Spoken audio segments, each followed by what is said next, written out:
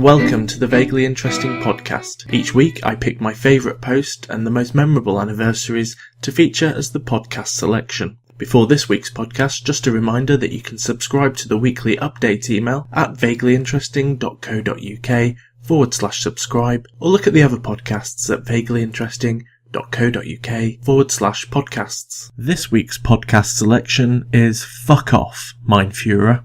By 1935, the Nazi Party had consolidated its grip on the Third Reich. The Enabling Act and November 1933's election made Hitler the supreme power in Germany. The Night of the Long Knives saw the party bare its murderous teeth to opposition, but the regime's brutality had been established from the outset. The concentration camp Dachau was founded immediately following Hitler's appointment as Chancellor, so it was a very dangerous time for a decorated German war hero to tell Adolf Hitler to go and fuck himself. General Paul Emil von Lethau-Vorbeck was a hero to many in Germany as the Lion of Africa. At the outbreak of the First World War in 1914, Lethau-Vorbeck was in German East Africa, modern-day mainland Tanzania, Rwanda and Burundi, far from the conflict's European battlefields. Here he commanded the East African Schutztruppe, a mixed force comprising around 200 German and 2,500 African, mainly Askari soldiers. Looking at a map of Africa from the turn of the century, you can see how the odds were stacked against Lethau-Vorbeck. Amidst the vast swathes of British pink, French purple and Belgian blue, Germany's orange possessions are both relatively small and surrounded. With the British Royal Navy and the French Marine Nationale dominating the surrounding seas, the possessions were also somewhat beleaguered. It was therefore somewhat remarkable that Lethau-Vorbeck not only survived until 1918, but did so with his force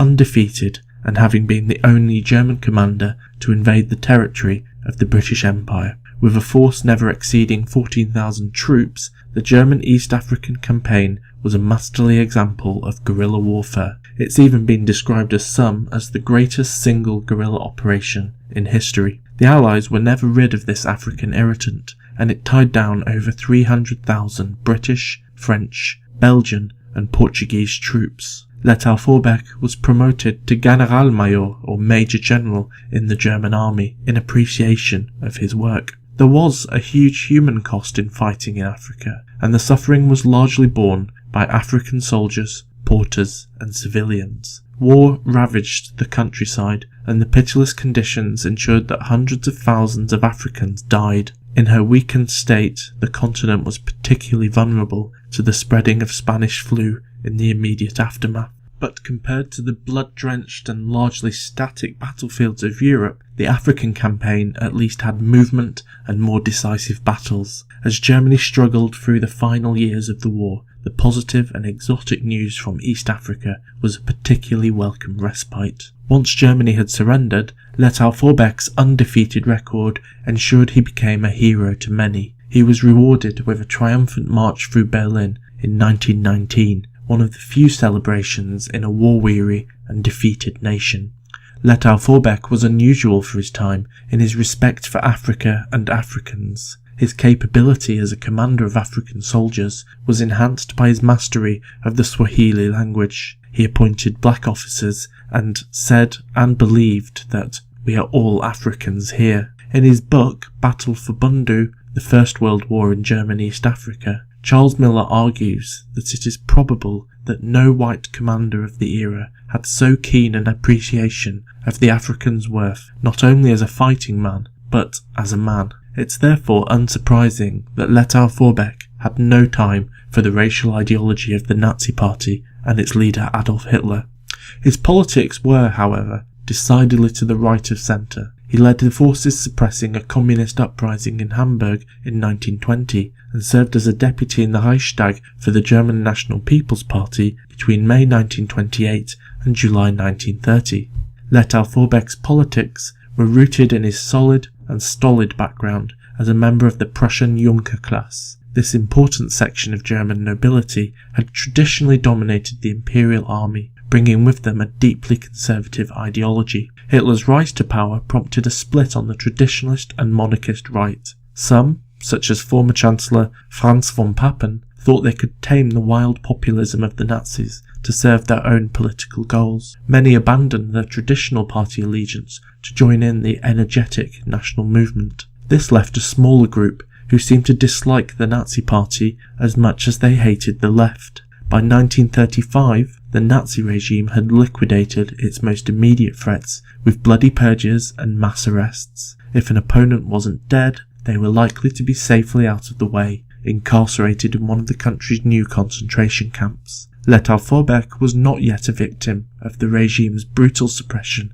of opposition. His celebrity and hero status ensured him some protection against arbitrary treatment. Perhaps taking the adage of keeping friends close but enemies closer, the Nazi leadership decided to try and induce Letao Vorbeck into joining the regime. He was not going to be offered a position of tangible power in Germany, but instead a glitteringly symbolic role, safely based overseas. In 1935, Hitler offered him the ambassadorship to the Court of St. James to become Germany's main man in London. And this is where accounts of his famous response diverge. The meaning is always the same, but the language is quite different. At the more polite end of history, it was noted that he declined with frigid hauteur. So far, so Prussian. But Letao Vorbeck was a military man through and through, so it's well within the realms of possibility that he responded with something decidedly more earthy. Charles Miller interviewed one of Letao Vorbeck's nephews, noting that,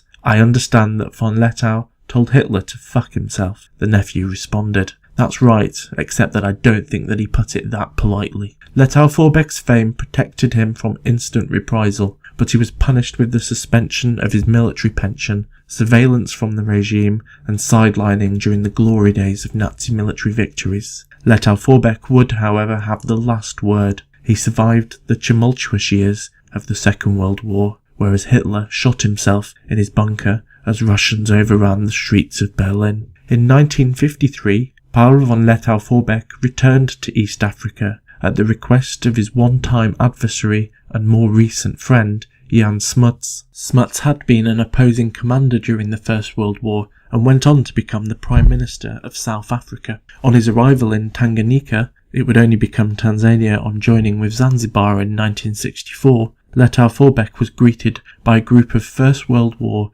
Askari veterans. They sang the song of his regiment, Heya Safari, and threw up a cheer as they saw their commander. The old Lion of Africa finally died in 1964 at the age of 93 and was buried with full military honours at Pronstorf. The West German government asked the Bundeswehr to fly in 2 of his former Askari soldiers as state guests. Minister of Defence Kai Uwe von Hassel gave an eulogy saying that the deceased was truly undefeated in the field. He was also one of the few, if not the only, people to tell Hitler to fuck off to his face and survive. Thanks for listening to this vaguely interesting podcast. Don't forget you can get far more vaguely interesting articles and updates from vaguelyinteresting.co.uk, and you can sign up for a weekly update from vaguelyinteresting.co.uk/subscribe. And that's all from this episode of the Vaguely Interesting podcast. I hope you have more than just a vaguely interesting week.